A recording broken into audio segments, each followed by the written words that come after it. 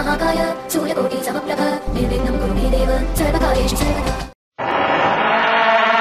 जब रात होती है तो हम एक दिया जला लेते हैं और उसकी रोशनी में खुद को महफूज समझते हैं, मगर उस रोशनी के परे जो अंधेरा है वो अपने अंदर बहुत सारी कहानियां समेटे हुए है और इन्हीं कहानियों को आपको लेकर आता है लाल के अंधेरे में।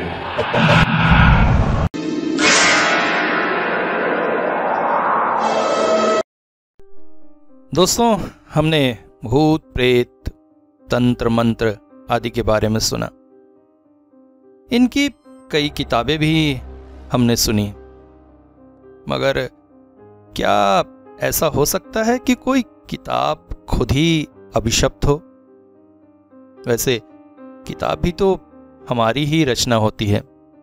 हमारे मन के अंधकार में छुपा हुआ कोई कोना किताब के उस रचना के रूप में जागृत होता है, और शायद किताब के उन बंद पन्नों में वह अंधकार, वह अभिशाप छुपा रहता है, इंतजार करते हुए कि कोई आए, उसे खोले और पढ़े, और वह अंधेरा फैल जाए उसके जीवन में पूरी तरह से। सड़क से गुजरते हुए अचानक उस व्यक्ति की आवाज़ सुनकर पैर ठिठक गए। आइए आइए, अपना भविष्य जानिए, अपना भविष्य जानिए, सिर्फ 10 रुपए में, सिर्फ 10 रुपए में। देखा तो एक व्यक्ति बैठा हुआ था। वास्तव में भविष्य वो नहीं बता रहा था, बल्कि उसके पास बैठी थी एक 8-9 साल की बच्ची। बेचारी आंखों से अंधी थी, मगर हाँ, उसके कानों में कुछ भी पूछने पर वो अपने पिता के कान में कुछ कहती, और फिर पिता उसे कागज पर लिखकर सामने वाले को बता देता था। कड़ी धूप में बेचारे गरीबी के मारे बैठे इंतजार कर रहे थे किसी ग्राहक का। वैसे ग्राहकों की भी कमी नहीं थी, कुछ लोग जाकर पूछ भी रहे थे। इस शहर को घूमने आकर मैं अपने दोस्तों के साथ शाम को निकला था। शाम गर्मी की थी, इस वजह से धूप अब तक थी, गर्मी काफी तेज पड़ रही थी। शहर के इस हिस्से में पहुंचकर उस भविष्यवक्ता से दर्शन हो गए। मन किया गरीब को कुछ पैसे दूं, इसलिए पहुंच गया बच्ची के पास। उसके कानों पे मैंने अपना प्रश्न दागा। बच्ची कुछ देर चुपचाप बैठी रही, फिर पिता के कान में कुछ कहा। पिता ने एक कागज में नंबर लिखकर मुझे दिया, 1303। मैं देखकर मुस्कुरा दिया, मगर पिता को शायद पहली बार कुछ समझ में नहीं आया था। उन्होंने मुझसे पूछा, आपने क्या प्रश्न पूछा था? Sir sir excuse me. मगर उसकी बातों का बिना कोई जवाब दिए एक 50 का नोट उसके गले में डालकर मैं वहां से चल दिया। बेचारी बच्ची गरीबी की मारी। खैर चलो, उसने कुछ भी नहीं बताया, मगर मैंने उसकी मदद तो कर दी। वास्तव में मैंने उससे पूछा था कि मैं कब मरूंगा। उसके एवज में उसने ये नंबर बताया। क्या हो सकता है इस नंबर का अर्थ? इस घटना को मैं लगभग भूल ही गया था। मार्च का महीना था। अपने दोस्तों के साथ मैं आर्कियोलॉजिकल रिसर्च में निकला था। ये शहर काफी पुराना है। एक समय यहाँ अंग्रेजों का वास हुआ करता था, इस वजह से यहाँ पर बहुत सारे पुराने चर्च हैं। एक छोटी पहाड़ी भी है जिसमें करीब 300 सीढ़ियाँ चढ़कर ऊपर जाना पड़ता है। वहाँ पर एक खास तरह का चर्च है। कहते हैं एक समय अंग्रेजों के होने पर यह चर्च काफी प्रसिद्ध था, मगर आज की तारीख में चर्च को लेकर एक अजीब सा डर है, इसलिए लोग उधर का रुख नहीं करते हैं। एक वंशानुगत क्रम से परिवार है जो चर्च में के पास ही रहता है। वहीं का कोई व्यक्ति चर्च के बेल बजाने और साफ सफाई का काम कर देता है। मगर आर्कियोलॉजिकल और हिस्टोरिकल दृष्टि से चर्च बहुत ही महत्वपूर्ण है। इसलिए दोस्तों के साथ आकर आसपास के एरिया का रिसर्च करते हुए मैंने मन बनाया कि मैं चर्च जाऊंगा, मगर मेरे दोस्तों ने साफ इनकार कर दिया। पुराने से उस चर्च के प्रति उनके मन में कोई भी रुचि न थी। ऊपर से 300 सीढ़ियां चढ़कर पहाड़ चढ़ना, मगर पता नहीं क्यों मुझे बार बार चर्च आकर्षित कर रहा था। हम जिस होटल में रुके थे काफी भीड़ भाड़ भरा था। होटल के काउंटर पर कभी मालिक तो कभी उसकी पत्नी बैठती थी। अगले दिन सुबह मैंने चर्च जाने का विचार किया और यही सोचकर मालिक के काउंटर की तरफ बढ़ गया। इस वक्त वहां पर वो महिला बैठी थी। मैंने उनसे कहा, एक्सक्यूज मी, मैं पहाड़ी के ऊपर वाले चर्च को देखना चाहता हूं। अगर आप मेरे साथ कोई गाइड उपलब्ध करा सके तो। भीड़ से ऐसे ही परेशान महिला थोड़ी सी छल्लाती हुई बोली, देखिए सर, देख तो रहे हैं भीड़ की हालत, ऊपर से मेरे पास स्टाफ भी कम है। अब ऐसे में अगर कोई स्टाफ आपके साथ भेज दूं, ये सब पॉसिबल नहीं है। नहीं, मुझसे नहीं हो पाएगा। उसके इस तीखे जवाब से मैं कुछ भौचक्का सा रह गया। मेरे चेहरे के भाव देखकर ही शायद उसने अपना विचार थोड़ा बदला। अच्छा ठीक है, मैं एक काम कर सकती हूँ, चर्च के केयरटेकर को मैं खबर भिजवा दूंगी, वही आपके गाइड बन जाएंगे। अगले दिन सुबह सुबह ही मैं उस ओर चल पड़ा। इस जगह से थोड़ी दूरी पर ही था। ऊपर से 300 सीढ़ियां चढ़ना हालत खराब हो रही थी। दोपहर 12 बज गए मुझे चर्च तक पहुंचते पहुंचते। चर्च के गेट पर ही एक बूढ़ा उद्विग्न रूप से टहल रहा था। समझ में आया यही शायद चर्च का केयरटेकर है। मैं उसके पास गया तो बोला, आप ही वो शहर से आए साहब हैं? हाँ, आपने बहुत देर कर दी। असली में आते आते देरी हो गई। मेरा नाम एडवर्ड है, आइए। इसके बाद वो मुझे चर्च के अंदर लेकर गया। अभूतपूर्व चर्च था। एक समय स्थापत्य कला के लिए शायद बहुत प्रसिद्ध रहा होगा। आसपास की वॉल पेंटिंग्स, प्रभु यीशु की क्रॉस, बहुत से तरह के संतों और देवदूतों के चित्र, उनके निर्माता, इन सब का अध्ययन करते करते मुझे शाम ढल आई और इस बात का एहसास ही नहीं रहा कि वो बूढ़ा बेचारा बिना खाए पिए मेरे साथ ही वहां पर मौजूद है। अचानक मैंने उससे कहा, अरे देखिए, काम में तो मैं भूल ही गया, आप कुछ देर के लिए घर जाकर खाना खाकर आ सकते हैं। वो बोला, नहीं साहब, मैं आपको यहाँ अकेला नहीं छोड़ूंगा। आप काम करिए, मैंने सवेरे अच्छे से खाना खा लिया है, आप शाम को ही जाकर खाऊंगा, आप उसकी चिंता ना करें।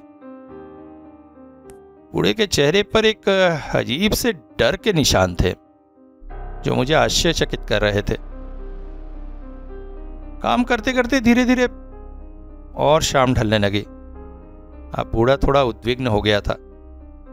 साहब, और कितना समय लगेगा? असली में शाम के बाद हम चर्च में नहीं रहते हैं। बेल वगैरह बजाकर चर्च बंद कर दूंगा, आप थोड़ा जल्दी करिएगा। मैंने हाँ कहा। काम करते करते अचानक चर्च के ऊपर के कमरे से एक अजीब सी आवाज सुनाई दी। मैं चौंक पड़ा। वो क्या था? कुछ नहीं साहब, कुछ नहीं, आप जल्दी काम करिए। अचानक मुझे एक चित्र दिखाई दिया, किसी संत कथा, शायद किसी बच्चे द्वारा बनाई गई कलाकृति जैसी लग रही थी।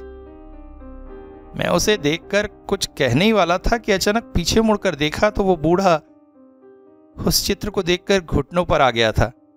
छाती के पास हाथ रखे कांपता हुआ कुछ मंत्र जैसा पढ़ रहा था। ये ऑर्थोडॉक्स लोगों की सोच, पता नहीं ईश्वर से इतना ज्यादा ये डरते क्यों हैं। अब मेरा काम करीब करीब समाप्त हो चुका था। मैं सामान समेट रहा था, देखकर बूढ़ा संतुष्टि से भर उठा। जल्दी जल्दी उसने कैंडल्स जलाए और एक लंबी रस्सी से बेल को खींचा। पुराने चर्च के बेल की आवाज से आसपास का इलाका गूंज उठा।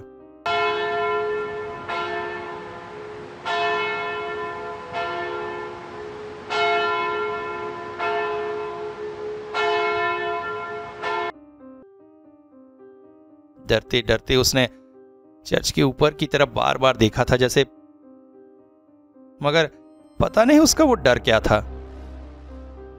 चर्च से बाहर आते ही साथ उसने जल्दी से चर्च का दरवाजा बंद कर दिया। मैंने उससे पूछा, यहाँ पर कुछ ऐतिहासिक किताबें वगैरह नहीं है चर्च से रिलेटेड? अगर हो तो मैं कल फिर से आ जाऊंगा। नहीं साहब, एक समय यहाँ लाइब्रेरी थी, मगर आखिरी पास्टर डेविन की मौत के बाद वो सब बंद हो गया है। अब यहाँ आपको कोई किताब नहीं मिलेगी। ओह अच्छा। मैं निराश होकर आने ही वाला था कि अचानक बूढ़ा बोला, अगर आप पुरानी किताबों में इंटरेस्ट रखते हैं तो एक किताब मैं आपको दिखा सकता हूँ। मैं चौंक पड़ा, कौन सी? उसके लिए आपको मेरे घर चलना पड़ेगा। चलिए चलिए, अभी चलिए। हम दोनों उसके घर की तरफ चल पड़े। चर्च से थोड़ी दूरी पहाड़ी पर ही उसका घर था। देखने में घर काफी भव्य था, मगर अब जीर्ण शीर्ण अवस्था में था। क्या बताऊं, पास्टर डेविन हमारे ही पूर्वज थे। उनके रहते हमारे घर में भव्यता थी, मगर फिर अचानक रहस्यमय रूप से उनकी मौत हो गई। लोगों ने इस चर्च में आना छोड़ दिया। आज हमारी आर्थिक स्थिति बहुत बुरी है। घर का दरवाजा खटखटाने पर एक 20-22 साल की लड़की ने दरवाजा खोला। बूढ़े ने कहा, साहब वो किताब देखने आए हैं। इतना सुनना था कि लड़की के चेहरे पर भाव बदल ही गए। डर के भाव स्पष्ट उसके चेहरे पर दिखाई दिए। आखिर उस किताब से इतना डर क्यों? घर के अंदर की स्थिति भी कुछ अच्छी नहीं थी। एक जीर्ण शीर्ण कुर्सी पर मुझे बिठाकर बूढ़ा अंदर की तरफ गया।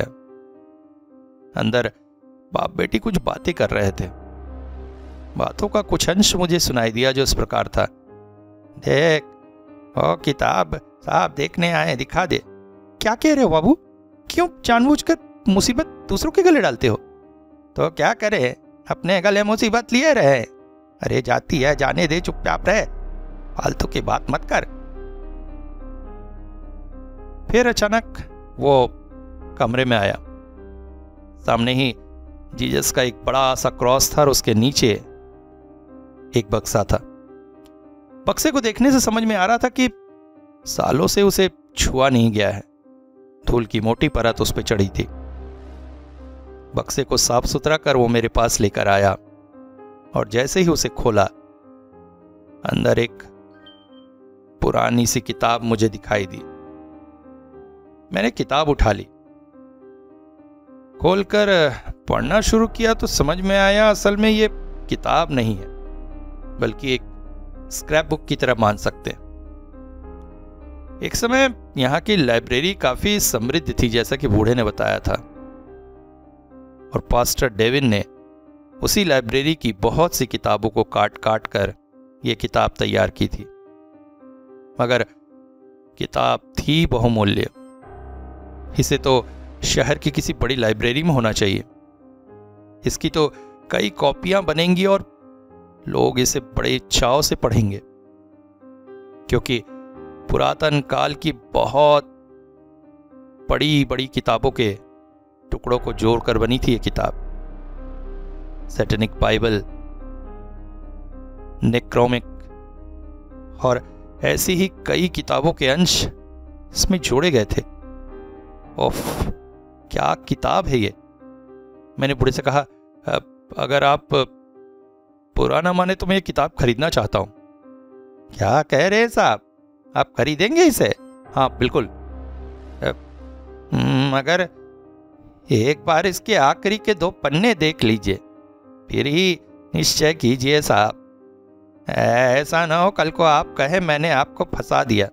अरे, इसमें फंसाने की क्या बात है? आखिरी के 2 पन्नों में एक खास तरह की निशानी थी। ये निशानी लैटिन भाषा के किसी निशान की थी, मगर क्या, यह अभी मुझे याद नहीं आ रहा था। और आखिरी पन्ना देखते ही साथ मैं जैसे चौंक सा पड़ा। आखिरी पन्ने में एक ड्राइंग थी, किंग सोलोमन की ड्राइंग। किंग सोलोमन अपने राज सिंहासन पर बैठे हैं, आधे झुके हुए। उनके हाथों में है राजदंड। उनके पैरों से कुछ दूरी पर एक सैनिक की लाश पड़ी है और कुछ दूरी पर कुछ सैनिक किसी को घेरे खड़े हैं। सैनिक के चेहरे पर भय के स्पष्ट परछाई देखी जा सकती है। चित्र में ऐसा तो कुछ खास न था, मगर फिर अचानक मेरी नजर गई उस तरफ, सैनिकों को ठीक बीचों बीच। जो हिस्सा स्पष्ट नहीं दिख रहा है मगर दिख जरूर रहा है, वहां पर एक आकृति थी, एक बेहद भयानक आकृति। एक इंसान जिसका पूरा शरीर बालों से भरा हुआ था। उसने अपने हाथ ऊपर करके रखे हुए थे और उसके बड़े बड़े जानवर जैसे नाखून। ये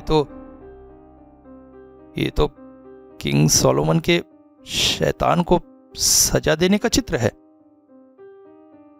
हाँ, वो शैतान ही है। मगर कोई इतना सजीव चित्रण कैसे कर सकता है? ओफ, ऐसा लग रहा है जैसे कोई उस समय वहां उपस्थित था और उसने सारी घटना अपनी आंखों से देखी हो। मैंने तुरंत किताब बंद करके कहा, नहीं, मैं ये किताब खरीदूंगा। कितने लेंगे? ये 250 रुपए दे दीजिए। देखिए, 250 रुपए बहुत कम है। आपको पता भी है ये किताब कितने की है। आप मुझे जितना मांगेंगे मैं उतना दे सकता हूं आपसे।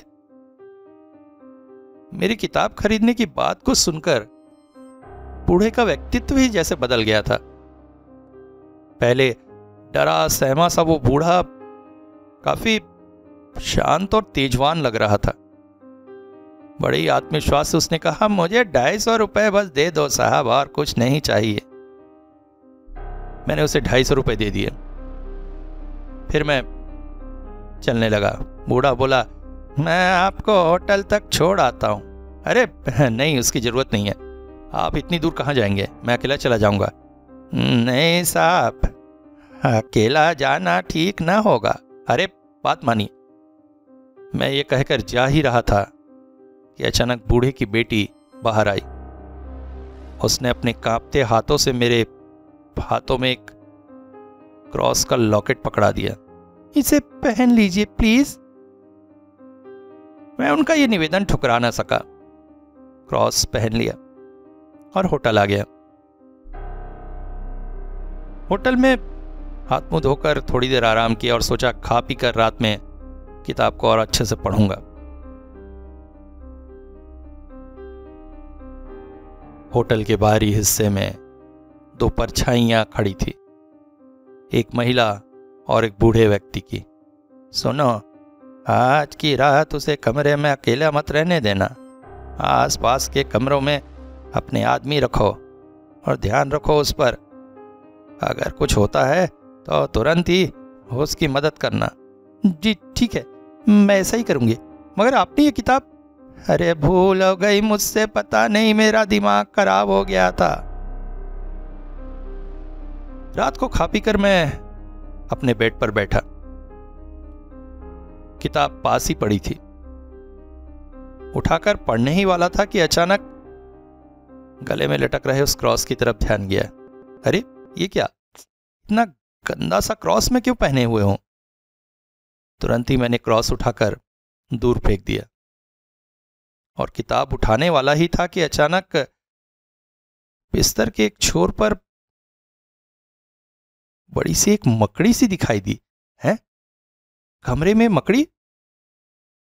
ऐसी मकड़ी बहुत जहरीली होती है। शरीर पर काफी बड़े बड़े बाल जैसे थे। मैं तुरंत ही उठकर उस ओर गया, मगर जैसे ही पास पहुंचा मैं चौंक पड़ा। दूर से जो मकड़ी सी दिख रही थी वो वास्तव में एक हाथ था, बालों से भरा, बड़े बड़े नाखूनों वाला हाथ। ये हाथ मैंने कहीं देखा है। और तभी मैं चौंक पड़ा। नहीं, ये हाथ तो मैंने उस किताब के चित्र में देखा था। और इसके साथ ही मेरी नजर गई उस दूरी पर जहां पर पड़ा हुआ था एक दूसरा हाथ। मैं तुरंत ही उठकर कमरे के दरवाजे की तरफ दौड़ा और वहां से एक बार मुड़कर जब कमरे की तरफ देखा तो मैंने पाया कमरे के हर हिस्से में बालों से भरा इंसानी अंग पड़ा हुआ था।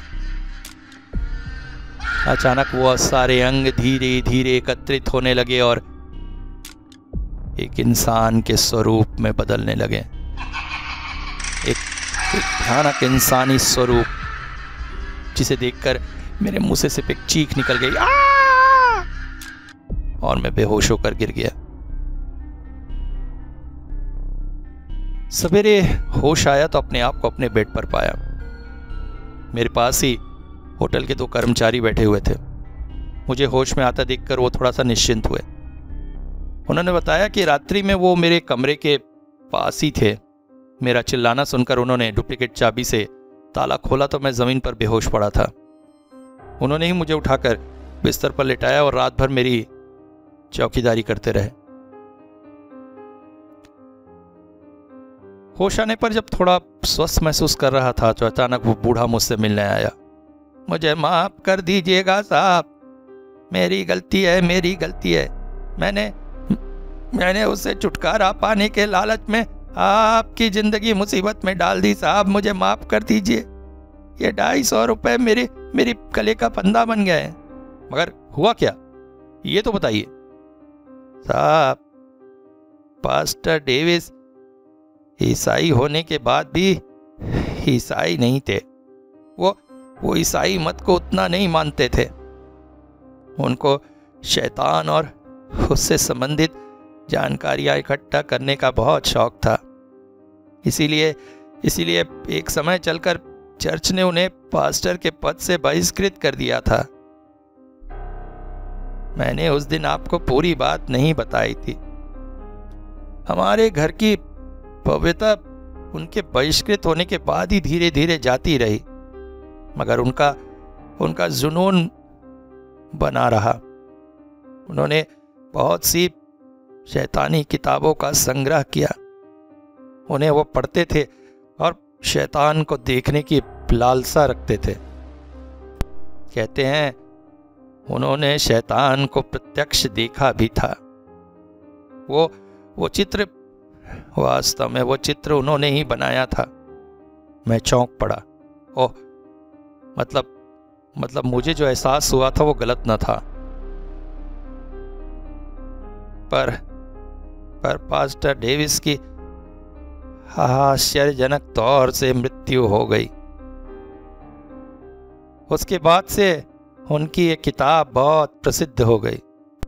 लोगों का मानना था कि इस किताब को पढ़कर शैतान को प्रत्यक्ष देखा जा सकता है। बहुत से लोग इस किताब को लेकर गए ऊंची ऊंची कीमत देकर, मगर आश्चर्यजनक रूप से ये किताब हर बार लौटकर हमारे पास ही आ जाती थी, क्योंकि इस किताब के जरिए शैतान को देखने वाला 2 दिन बाद ही आश्चर्यजनक तौर पर मर जाता था। मेरे लिए ये किताब एक अजाब सी बन गई थी। मैं किसी भी तरह से इससे छुटकारा पाना चाहता था। इसने हमारी जिंदगी आराम कर दी थी। हमारे घर की सारी सुख सुविधा संपन्नता सब इसी की वजह से चली गई। लंबे समय से कोई इस किताब को लेने नहीं आया, पर मेरे मन में इसको लेकर डर बना रहा। हम इसे छूते नहीं थे, घर में कोने में फेंक के रखा था। क्या पता इसे पढ़ने पर हमें भी कहीं शैतान न दिख जाए। मगर जब आपने किताब की बात कही तो मुझे लगा इस मुसीबत से छुटकारा पाने का एक तरीका यही है। मगर नहीं साहब, ये किताब हमारा पीछा नहीं छोड़ेगी और अब आपके ऊपर भी खतरा मंडरा रहा है। क्या किताब को पढ़ने वाला 2 दिन में मर जाता है? हाँ साहब। मैं चौंक पड़ा। मेरे हाथ पांव ठंडे से होने लगे। आज मार्च की 11 तारीख थी और उस लड़की ने कागज में लिखा था 1303, यानी कि 13 मार्च, यानी आज से 2 दिन बाद मेरी मौत।